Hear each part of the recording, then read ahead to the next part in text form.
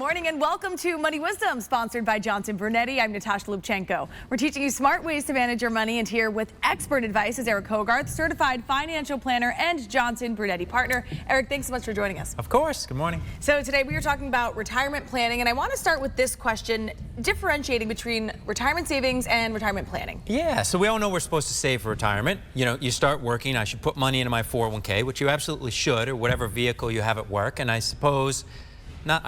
that's an important thing to think about when you're picking where you're going to work. What is the retirement plan? So we know we're supposed to save for retirement. Right. But a question that we often get, okay, what do I do at retirement? People are a little sheepish about saying that, but like people don't know. How do you turn that into actually money to live on? So I want to jump into something we're calling Retirement Planning 101. You gave us some tips here. Let's start with the first one you said. Set retirement goals. Very important. You know, saving for retirement is not an easy thing to do, but the plan is fairly straightforward. It's save as much money as you can. And people say, well, should I save more?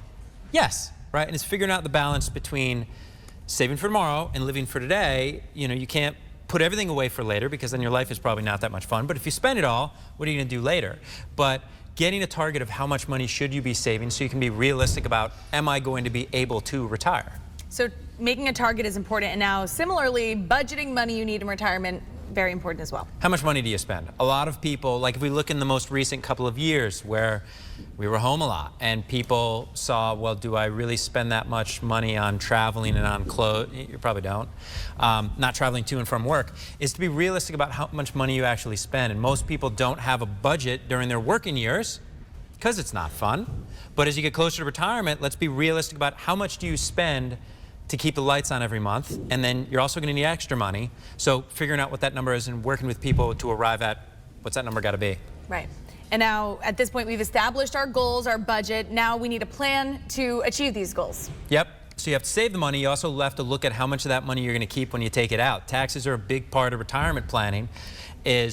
You know, are we doing the smartest thing now and for later? Because I hope you live a really long time. And what's the best way to both grow that money and then also as you take it out, keep that money?